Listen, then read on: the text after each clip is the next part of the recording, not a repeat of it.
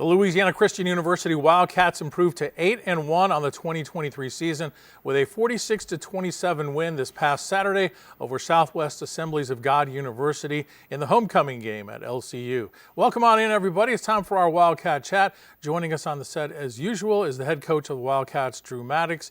Always nice to get a homecoming win and, more importantly, establishing or tying the all-time winning count for a single season at LCU. Yeah, anytime you kind of set a record like that or whatever, or tie one, it's a big deal. So it's the most wins in the modern era. We tied with the 2012 team, and then also I guess the 1958 team was 8-2, and then they won the Rice Bowl, so they were actually 9-2 by the end of the year. But regular season, we're right there with everybody else that's ever done it. So yeah, I think about it as like, what if this team could play that 2012 team? It'd be fun to see who'd come out on top. Yeah, it would be. There's some good people on that 2012 team. I played with a lot of them, and but anyways, yeah, it would be interesting to see. I'm sure that the fans. I know there's a couple guys. Reggie Calhoun's one that said stuff like that on social media. I've seen some of it, so it's funny.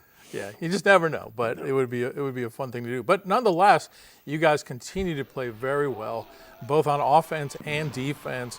And we're able to really take advantage of a lot of the things the defense did to get the win on Saturday. Yeah, so I don't remember how many takeaways we had on defense, but it was a lot. I mean, I know we had a bunch of picks and forced fumbles, and then they just gifted us a couple where they just, turn the ball over. And so anytime you can do that, you can get right back to our offense. Our offense is explosive, and the next thing you know, I think it was 46-13 or something there in right after halftime, first series after halftime. So kind of did what we wanted to do and what we needed to do.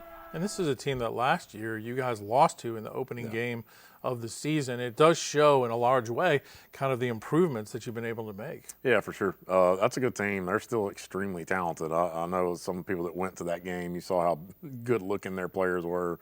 And so anytime you can beat an opponent, we had never beaten those guys. So they were one of the only opponents that we haven't beaten in the conference. Mm-hmm. And so it's a big win for us, big win for our team. And the biggest thing is it sets us up where kind of we want to go. Yeah, big game for Devin Briscoe. We've talked a lot about him this year. You've talked so much about what he does in practice, and then he converts that onto the field. And this might have been his best game to date, finishing the game with 167 yards and 2 touchdowns, including a 66-yarder.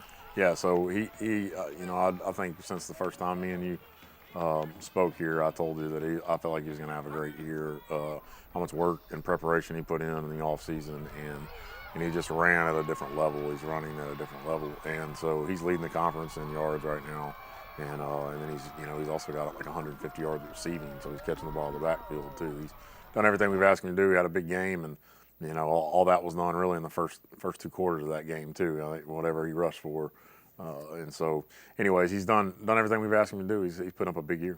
Sal Palermo, very efficient game, 233 yards passing, and only needed 13 completions to do that. Yeah, he's Sal's about the same way as Briscoe there. It's been whatever you want to do, whatever you want to give us, he'll take it type of deal. And he's gotten even better and better as time goes on, and learning the offense, knowing the offense. Because a lot of us don't remember, but this is the first year he's been in this offense. Like Coach Feaster came in January, and so he's been here for 5 years, I know, but it's the first year in this offense, and it was an entirely different offense than kind of what we did the year before. We kept some of the quarterback run game stuff, but all the rest of it's new. And so he's done everything we've asked him to do, and he's really, if you look at the progression, it's gotten better every week with what he's doing.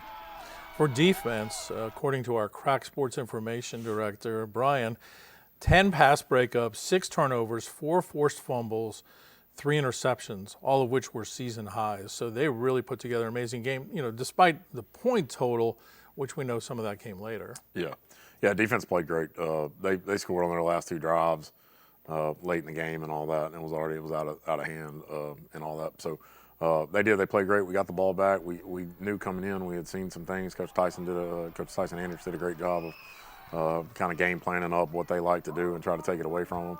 And we figured we could get the ball in the air, and we tried to get some of those picks off of it. What we didn't anticipate was, when we always say if you run to the football, good things happen. And we had a bunch of guys running to the football on defense.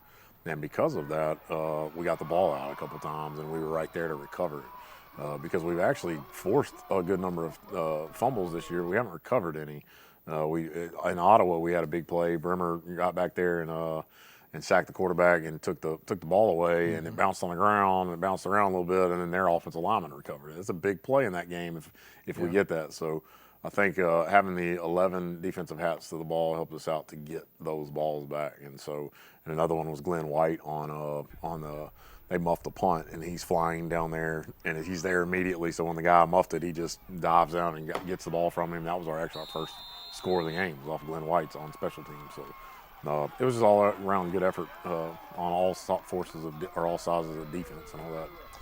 What can you say though about your coaching staff? Because almost all of these guys are relatively brand new to your program this year, and they've taken what you were really building and they've just furthered that much. Yeah, I can't say enough about our coaching staff. Just at the end of the day, it's the same thing what I tell the players, and it's just we're going to work hard, and I ask for them to work hard. I ask for them to be up here all the time. The truth is we haven't had a day off as a coaching staff since August. Wow. So we're going 7 days a week. Yeah. Sunday we go to church, and then we meet back up here at 3 o'clock, and then we stay up here to 6 or 7 at night doing a game plan, and then Monday, Tuesday, all through. So we asked them to work hard, and they've done it, and they've been good to me and honored me, and getting on behind what we're trying to do. And so at the end of the day, when that happens, it's a top-down thing, and they've done a great job of just doing what I've asked them to do, and then putting their spin on some things and helping us out to grow the program even more. And so we're excited about having all of them. And even the guys that we promoted, like Coach Anders does, he's been here with me. He's the only guy that's been here with me the whole time. I hired him my first coaching cycle. And, same thing, just like we've been together so long, and then he's got a few things that he brought in other places that he's done.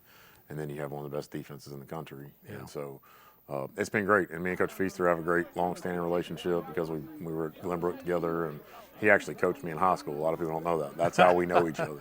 Nice. And so, anyways, and he comes in and gives his offense. I knew it was going to be good. And he's done the same thing, kind of honored me on some of the things that I want to do, even if he's not all the time wanting to do it. And I think it's gotten us all better. And the same thing, he's been in the game so long that I'll ask him things. And Coach Weaver is another guy that was the head coach at a high school. And so we got a lot of good coaches that's come in and really helped our program, And you had to love the fact that your team really responded well, coming off a very emotional loss, tough bus ride.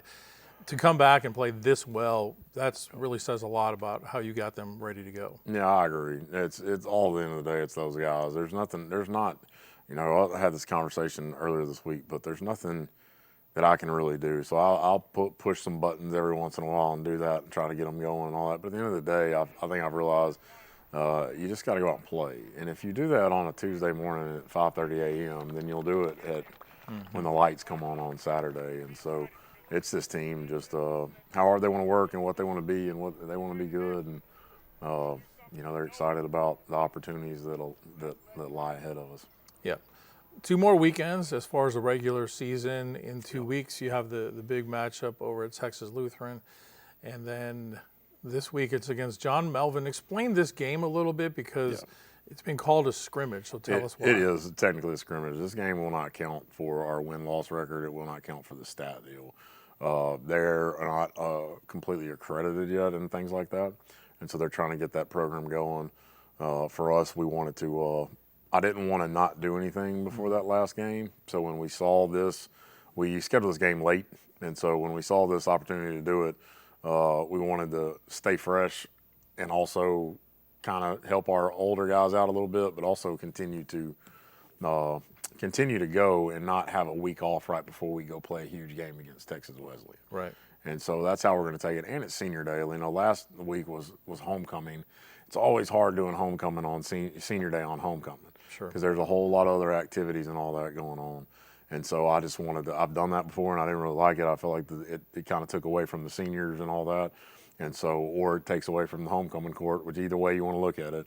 And so we didn't want to do that. So we just felt like if we could get the game, it'd keep us on track and we don't miss a beat. But we can also kind of save our guys a little bit and get some of the younger guys to play a little bit and get better that way and also honor our seniors in the way that I feel like they should and have their own day. And so that's kind of what it's going to be. Yeah. Meant to say Texas Wesleyan, not Texas Lutheran. That was the old days. Yep. I got you. I know who you're talking about. It happens when you get older. I knew you were talking about. But, you know, let's talk about those seniors for a moment, because this is an incredible group that have been with you pretty much the whole time and have really stuck through some things and are enjoying the fruits of their labor. Yeah, for sure. So, you know, somebody from another station was asking, or another media outlet was asking, what do I have to say about these guys? Well, at the end of the day, I don't know why some of them stayed, you know. It's like I came in, and so the only thing I can think of is God's just blessed me, you know. You look at it and Sal Palermo is probably one of the best quarterbacks that's ever been through here, and he's on the roster when I get here. Now, you know, and he's a freshman, and he's coming off a year where he kind of played half the year and all that, so, and Bubba Reed's another one of those guys, and so when you look at the core of those guys who were kind of here when I was here, there's some guys on this roster who were here when I showed up, so they stayed, and they were a small piece to what we've turned into now, and then we've brought in a couple more, you know, Briscoe and all that. But all those guys either stayed with me and trusted me enough to stay through the process of a new coach and a new change, and to be honest with you, you know, when you flip a program, I'm not really worried about people's feelings. Right. And everybody, I don't know how else to say that. The world probably frowns on that now, but if you want to get something done, sometimes you have to do it that way. Yeah. And so, and they stuck with it all. I mean, they stuck with it those first couple of years when it was tough. And so I know that from a life standpoint, this experience here helped them out. And that's the biggest part about football that I love, is because there is a lot. It's like they could have gone somewhere else and gone the easier road.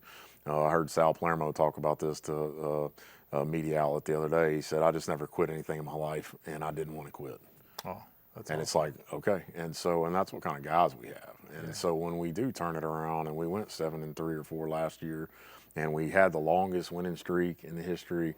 And I just want to hang a banner for those guys, so when they drive by in 10 years, and no matter what's going on, the school's still going to have a banner up there on the football stadium that we won the conference championship.